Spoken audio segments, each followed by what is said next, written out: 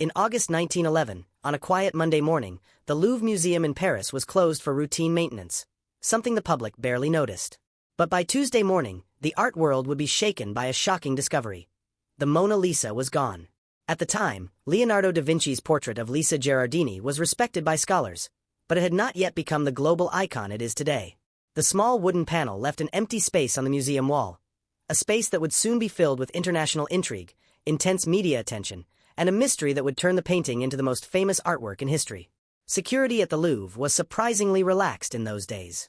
Art theft was not considered a serious threat. Despite having more than 1,000 rooms, the museum had only a few guards, and many paintings were poorly secured to the walls.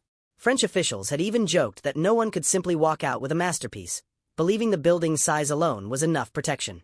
Amid this atmosphere of overconfidence, a modest Italian worker named Vincenzo Peruggia had been hired to install protective glass cases on several paintings, including the Mona Lisa. Driven by a misguided sense of patriotism, Peruggia believed the painting had been stolen from Italy by Napoleon. He convinced himself that returning it to its homeland was his duty. The theft itself was surprisingly simple and chillingly efficient. On Sunday evening, Peruggia hid inside a small storage closet in the museum and waited until the building was empty.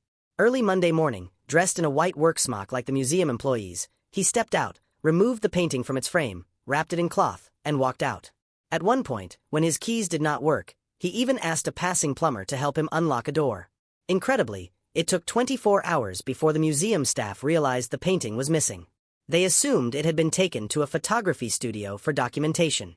Once the theft was confirmed, the news spread rapidly around the world. The French police were stunned. At one point, poet Guillaume Apollinaire was arrested, and young artist Pablo Picasso was questioned as a possible suspect. For 2 years, the investigation led nowhere. Meanwhile, the painting remained hidden in a false bottom trunk inside Peruggia's modest apartment, just a few blocks from the Louvre. Public fascination grew. Crowds gathered at the museum simply to stare at the empty space where the painting once hung. Ironically, this absence did more for the Mona Lisa's fame than centuries of exhibition ever had. Her mysterious smile became a symbol of a lost treasure, constantly featured in newspapers around the world. The story finally came to an end in December 1913, when Peruggia attempted to sell the painting to an art dealer in Florence, Italy.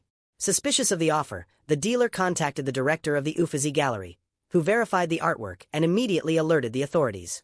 Peruggia was arrested. Yet in Italy, many saw him as a national hero. He received a relatively light sentence of just 7 months in prison.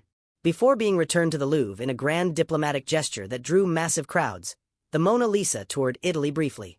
The theft permanently changed museum security practices and secured the painting's place in global cultural history. Today, the Mona Lisa stands behind bulletproof glass, a silent witness to the crime that failed to keep her in Italy, but succeeded in making her immortal.